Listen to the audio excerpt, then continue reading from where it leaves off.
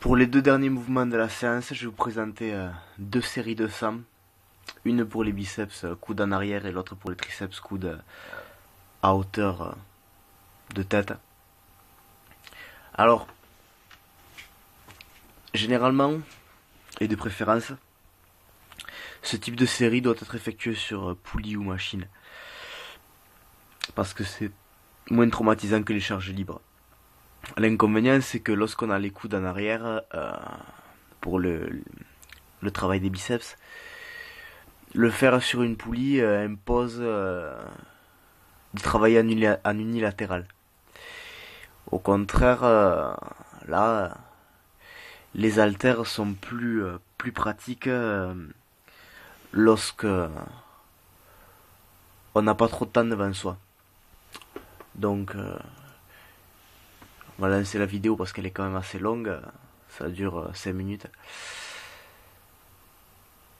Ça va permettre de montrer qu'une série de 100, c'est quand même pas reposant. Et ça va permettre autre chose aussi, c'est que on remarque que j'utilise des bandes de poignet, donc ici et là, des deux côtés,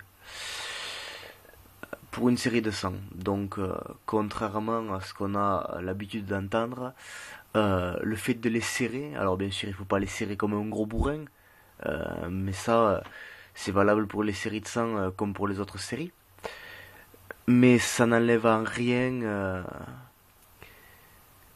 l'aisance dans le mouvement par une éventuelle obstruction de l'irrigation de la main. Donc en d'autres termes, ça coupe pas la circulation sanguine. Il n'y a aucun souci. On voit que plus ça devient difficile aussi, et plus les haltères passent d'une prise. Alors c'est pas de la supination, parce que comme je l'ai expliqué dans l'autre vidéo, la trajectoire naturelle de la main et l'ouverture naturelle du poignet n'est pas ni linéaire ni totalement ouverte, que ce soit en pronation ou en supination.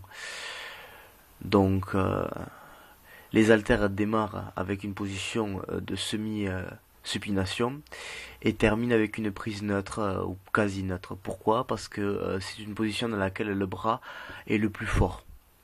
Le plus fort parce qu'il y a les trois muscles caractéristiques de la flexion d'avant-bras sur le bras qui sont sollicités, à savoir le brachioradial qui est situé sur l'avant-bras, le brachial qui est sous le biceps et le biceps lui-même. Donc le brachioradial est ici, le biceps ici et le brachial dessous. Voilà.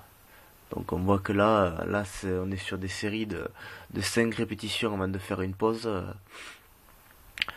Alors, les séries de 100, en général, on en fait 1 à 3 séries. Le problème, c'est que là, quand la série est intense comme ça, voilà, on n'en fera qu'une, parce que c'est épuisant. On voit que plus la difficulté augmente, plus j'ai tendance à cambrer. Euh, ça facilite le mouvement. C'est c'est le principe de la pontification. C'est valable aussi au développé couché. En poussant sur les jambes pour faciliter le mouvement.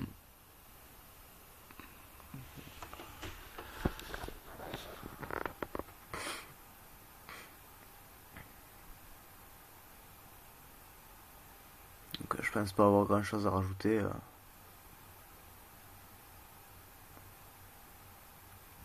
Quand faire les séries de 100, ben les séries de 100 ça se fait pas sur un muscle qui vient de travailler et qui sera pas travaillé la veille. Le lendemain plutôt. Donc je fais un peu exception là-dessus parce que le lendemain de ces séries de 100, je retravaille les bras mais sous un autre angle. Ça atténue le préjudice que pourraient constituer les séries de 100 effectuées la veille de l'entraînement du muscle concerné par ces séries.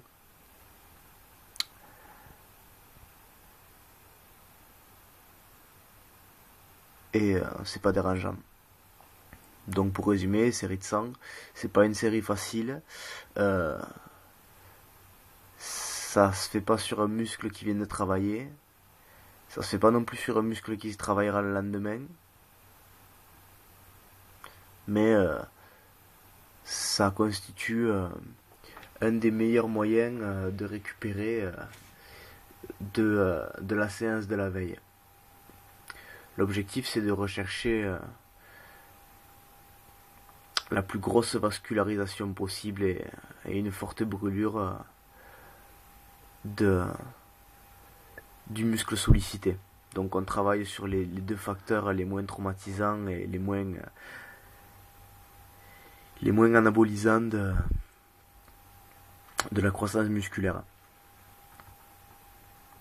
Mais ça permet de relancer un anabolisme dormissant et également d'accélérer la récupération si on n'en abuse pas.